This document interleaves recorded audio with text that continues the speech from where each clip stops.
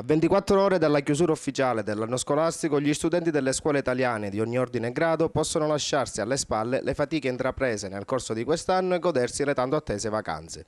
Non tutti gli studenti però potranno rilassarsi fin da subito, infatti ci sono i ragazzi che frequentano le quinte classi degli istituti superiori che sono impegnati con il temutissimo esame di maturità.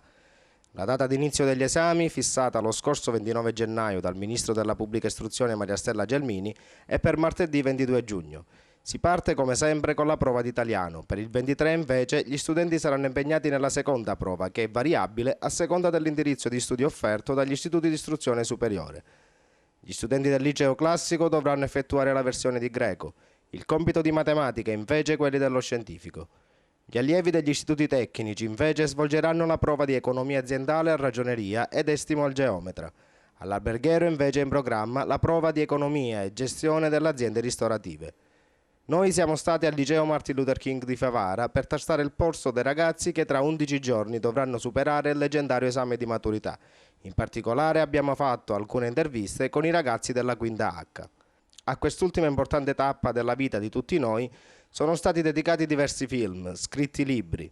Lo stato d'animo con cui gli studenti si apprestano ad arrivare alla fine del ciclo di studi quinquennale è un mix di emozioni e sensazioni diverse per ogni singolo ragazzo.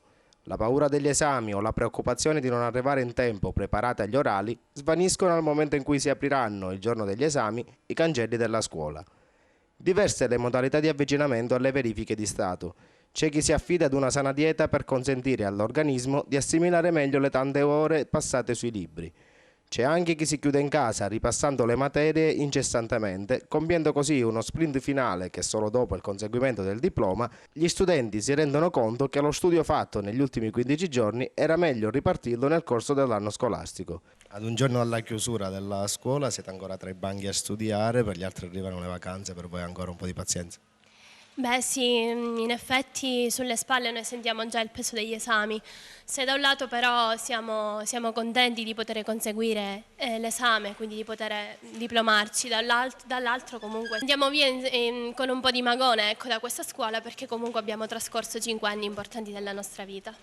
Come ogni anno si susseguono sempre delle voci sul tema di italiano che uscirà. Che uscirà secondo te? Ma sinceramente non saprei, forse si opta su Pirandello, pensano che uscirà qualcosa su Pirandello perché è già da tempo che non esce. E poi su altro non si sa, forse è Garibaldi, quindi non si sa. Quale prova temi di più? Di fisica, è quella che temiamo un po' tutti e speriamo che andrà bene, ce la metteremo tutta comunque.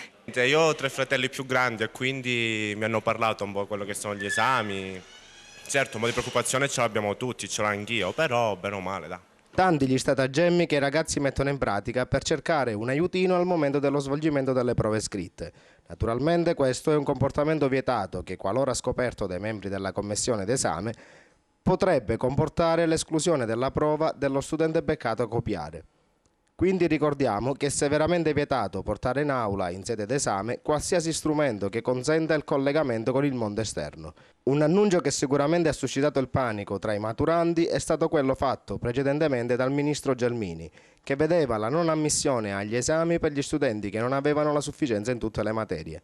Decisione questa che è stata smentita nei giorni scorsi dalla stessa Gelmini, che ha rassicurato i ragazzi dicendo loro che con un 5 non si boccia nessuno. Anche se c'è un 5, il consiglio di classe dovrà valutare come i ragazzi si sono comportati durante l'anno, senza per forza precludere il loro futuro e quindi precludergli l'ammissione agli esami. Si cercherà di valutare il complesso del comportamento, sperando che studino almeno per gli esami poi. In conclusione, rivolgendoci sempre ai ragazzi di quinto anno, ricordiamo che domani, quando la campanella suonerà per annunciare la fine dell'anno scolastico, non preoccupatevi dei ritardi con cui inizierà la vostra vacanza. Questo periodo arriva anche per voi, è solo posticipato di qualche settimana. E se volete un consiglio, quando arriva godetevelo, perché da settembre inizia una nuova esperienza che porterà maggiori sacrifici e responsabilità.